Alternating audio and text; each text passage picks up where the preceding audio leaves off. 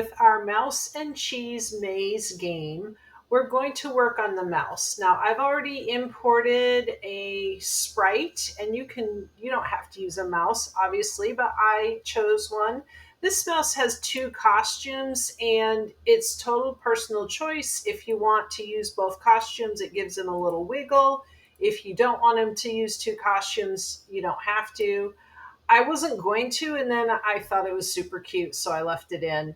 And I also changed my size to 50. I have found in making this game, when you leave the mouse as big as 100%, then when it turns corners, its tail can touch the wall, which will give it a consequence. And you want enough room to maneuver around. You don't want to make this a game you can't win. So 50% is what I like for that. I've already coded the mouse to move around. I will show it to you. You've probably watched other tutorials where I talk about the different methods of making something move and what moves more cleanly and smoothly than others. This is my favorite way, using the forever loops with the if statements in them. And notice that because I decided to make him wiggle, I have the next costume in there. I did not put a weight in because I tried the weight to slow the costume changes down, and it made it too slow. I want my mouse to scamper really fast, kind of like a real mouse. So you can see he can blow right through these walls, which is what I want to show you how to fix. How are we going to make the mouse not able to go through the walls? So let's hit stop. And we are going to start another event with the green flag. So when the green flag is clicked, we want to forever, meaning always when we're running the script, we want to forever be checking if it's touching the wall. So the way I'm going to do that is I'm going to use that if statement because it's conditional. If it's touching the wall, then this is going to happen. Otherwise, just keep letting it move, right? So forever if, and I want to do touching color. That is the easiest way to do this. And remember when we were making the maze, I told you it was important to have that color code in there.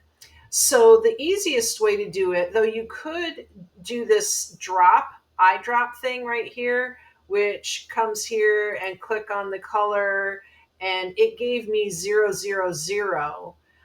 That makes me nervous because I happen to know it was 0, 100, 0, and I want this to work. So I've just noticed, to be absolutely sure, make sure the color, saturation, and brightness that you use to create your maze is the same as in this touching color sensing block.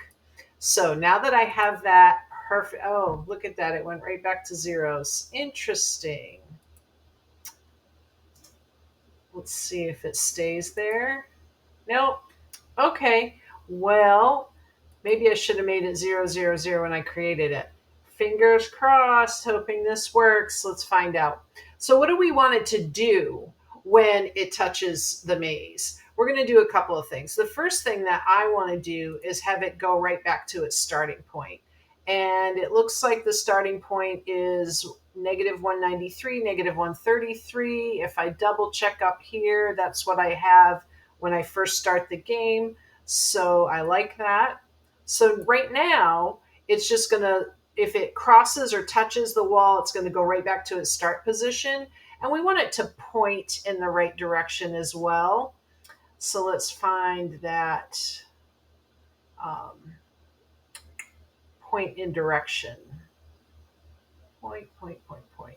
Boy, I'm not coming up with it right quick. Here we go. And now I got to get back down. All right. So there. I'm going to have it go to the start. We can test this real quick. I want to add a sound to it next. But if I use my arrow keys and he runs into a wall, yep, it ran right back to the start. Goes really fast. Let's make it noise, right? You want it to do a little something doink when it hits the wall, just kind of that verbal confirmation. The default is pop. I don't love pop. And I think I didn't turn the sound on this recording for the internal sounds. So I might have to come back to this later. But If you want to pretend you can hear it, I'll have you listen to it in another video later. I like to go to effects and I want something small, nothing, no police siren, nothing like this. Um, that's a little longer than I want. I know you can't hear it. Don't like that either. That's kind of a quick little thump. I don't mind that.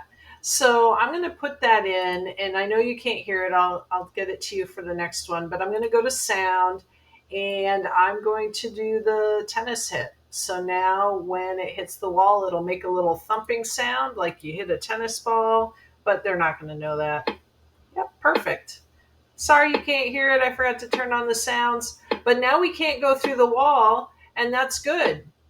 We're not doing points yet, so I haven't coded any points. But when it comes time, if you want your mouse to lose lives or points, you're going to create a variable for that and put the code in here to change the lives or the points depending on how you want to make your game. We're not quite there yet in our code, but if you want a little sneak peek, that's what you would do. So that's it for now. The next tutorial will be how to get that cheese to show up, and particularly how to get the cheese not to show up touching one of the maze lines. You want it to be inside the maze, but not touching the maze. So stay tuned for that, and we'll see you next time.